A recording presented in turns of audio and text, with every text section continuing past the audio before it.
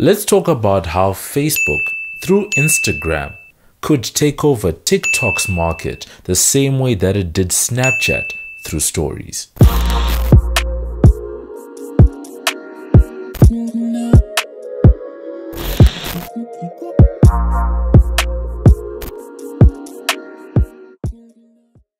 Hey, what up? It's your boy MobbJustice back again with another video, and for today we're talking about TikTok and some of the competition that it's facing from some of the social media dominant players like Facebook. If you don't already know, TikTok is a social media site made popular by short form videos that take into consideration a lot of effects, but most importantly either lip syncing certain scenes or music. The company is owned by a Chinese tech company called ByteDance and actually has over 800 million users around the world, with the app having been downloaded over 2 billion times already. Now, I'm in South Africa, and in this country the app has already racked up over 6 billion views. 6 billion views alone just on the app. The app has really been popular since it sort of came to the country, but more importantly over this lockdown and quarantine period. And the other thing about TikTok is that it's actually created a new series of stars, creators and influencers, in the same way that we've seen Instagram stars and YouTubers and the like. So we now have TikTokers, I don't know what the word is, that are actually being paid thousands of dollars for each one of the posts that they make. And right now the big debate at the moment is whether or not these creators will be able to keep making their revenues and grow their businesses, because TikTok has actually come under a lot of scrutiny and fire from US regulators and other governments around the world, like in India, over security concerns. Now, to begin with, we really do need to talk about the fact that Facebook does have this reputation of copying features. We saw either they copy the features or they sort of buy out the company. We saw this happening a few years ago. Instagram was developing, before Instagram actually developed, Facebook was developing, I think they called it Facebook Camera at the moment, I can't remember the name, but it was going to be an app that was going to be similar to Instagram. And Instagram, though much smaller at the time, Facebook could see that this was a strong competitor and they decided to buy it. They tried the same thing with Snapchat, but we know how Evan Spiegel, the founder of Snapchat, famously refused the buyout from Facebook. And in the end, one of the big features of Snapchat, which is the stories feature, where you put up some content for the public and it disappears after 24 hours, ended up being a feature across Facebook's platforms. So that's WhatsApp, Messenger and Instagram. And right now, if your social media life is anything like mine, I hardly have anyone using Snapchat anymore. Now, this issue of copying the features is very important, because Instagram has actually been piloting or beta testing a new feature called Reels, Instagram Reels, which works in much the same way as TikTok, the music, the vertical scrolling and the like. Certain markets do have it. It's not up everywhere in the world. They're testing it out in certain markets. Brazil, Germany and France, those are the ones that I know. And it's actually quite interesting to think that we might see a proper competitor for TikTok coming from Instagram. Now, the bigger picture about this issue with TikTok is the fact that TikTok is a Chinese social media site. We already mentioned ByteDance.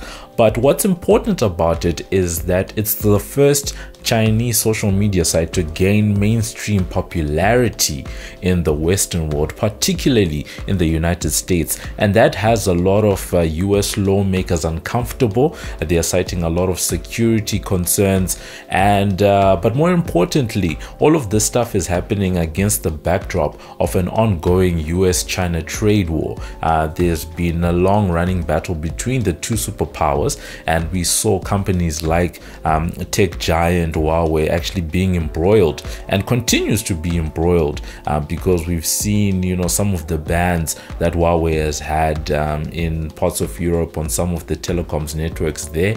And recently there's been a very big focus on TikTok and the fact that people are saying user data, children, all of that stuff, it's not safe. And so that's been, you know, that's been what's been going on. And the US-China trade war might be that little tipping point that might see the demise of TikTok if the executives at TikTok are not careful. So we've mentioned the fact that TikTok has been blowing up all over the world. We've mentioned the fact that Instagram is beta testing similar features to TikTok. We've also mentioned the fact that it's the first Chinese social media site to gain mainstream popularity in the Western world. Now, the fourth thing, and this is quite interesting to me personally, is that all of this is also then happening against a backdrop where this week we saw some of technology's biggest leaders.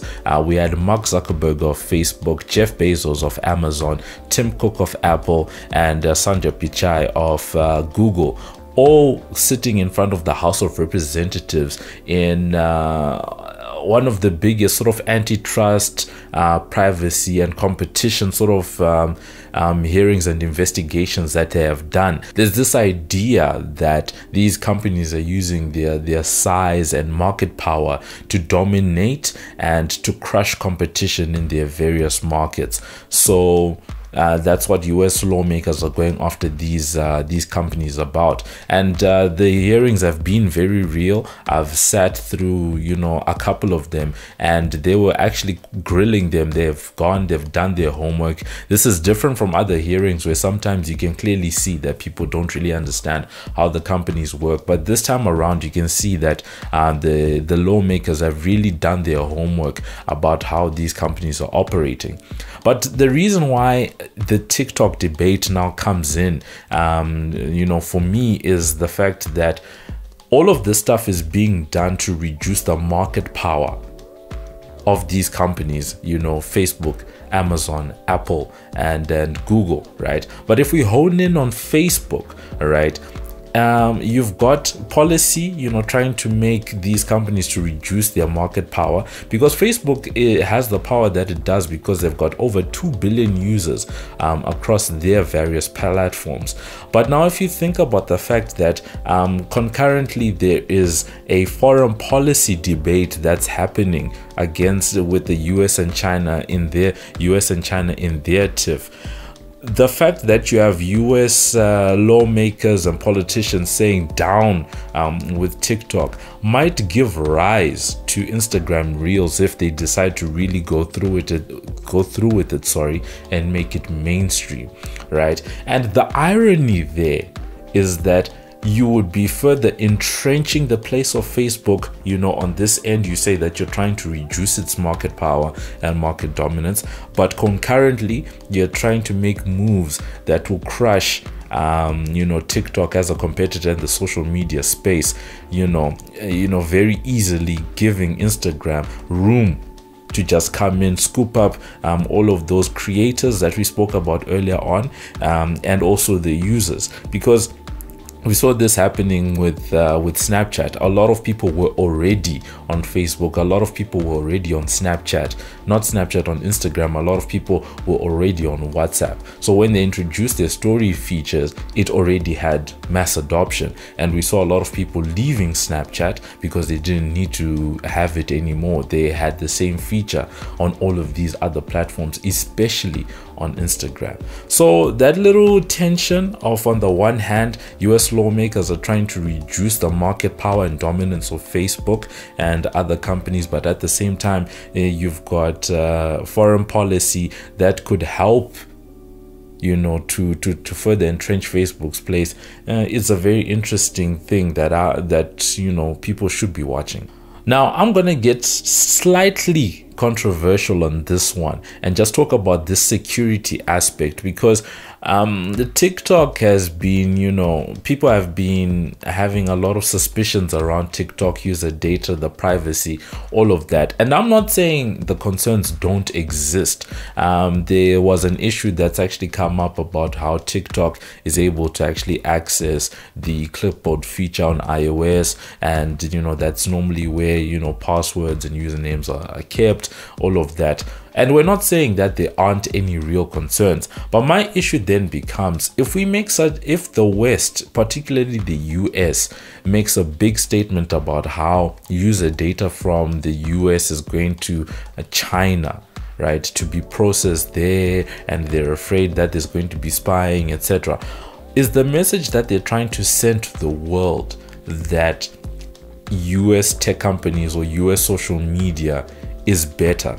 Because part of the struggle and part of the reason why the big tech companies are sitting in front of the House of Representatives right now is because they haven't always acted in the best interests of users and consumers and customers. The easiest example is the Cambridge Analytica data breach that happened with Facebook a few years ago around the US elections and you know, Russian interference and all of that stuff. So is the message that the US trying to send about Chinese tech companies, that are they saying that the world should rather trust US companies over Chinese companies? Is that what they're saying? Because that seems to be implied. Rather trust us, don't trust them. That's the first thing. At the same time, one has to look at the flip side, the reverse of that argument, because until now, you know, still, you know, the big social media websites in the big Western ones, Facebook, Instagram, even Google itself, they are not allowed to operate in China.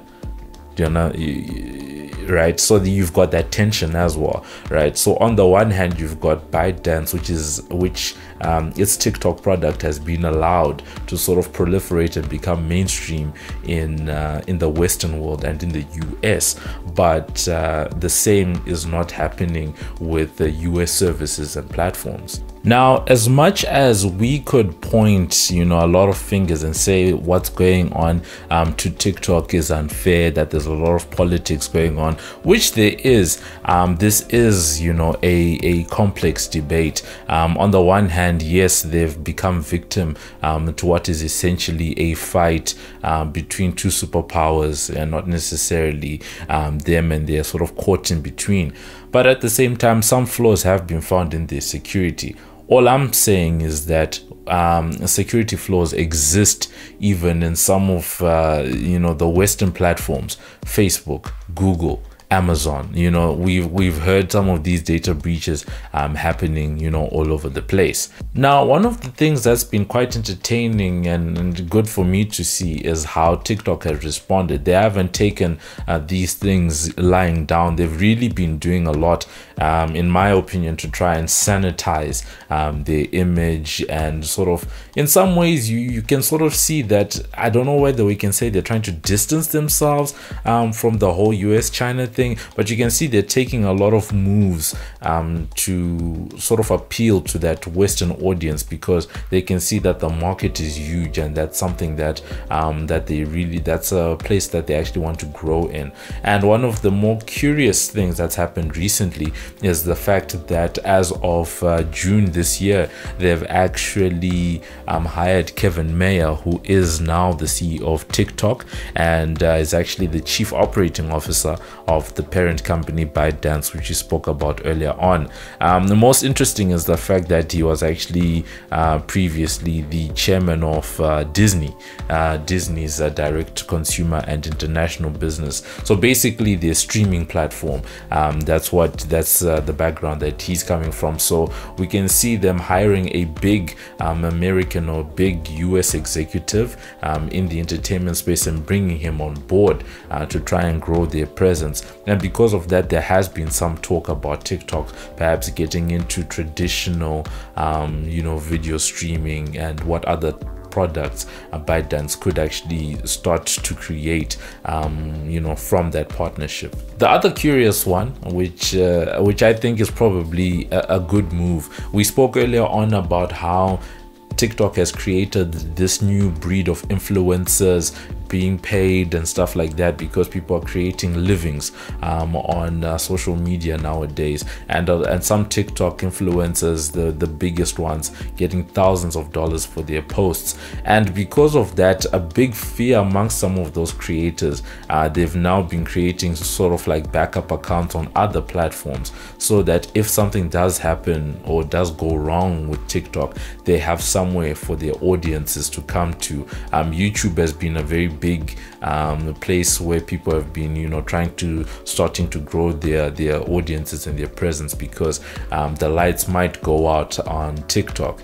And recently TikTok actually announced a $2 billion fund that they're going to be using to pay some of their top creators, or to encourage content creation. And it's probably a good move, because you are sort of giving that financial, that economic guarantee to your creators, because past a certain point, when someone can see that they can make money or a living off of a platform, right, that's when you expect regular content, and that's how that happens. But if you take away the security, they're gonna flee and go to other platforms. So as a way to keep the top talent, now this is probably a good move from ByteDance. So that brings us to the end of today's video. As always, thank you to everyone who was watching.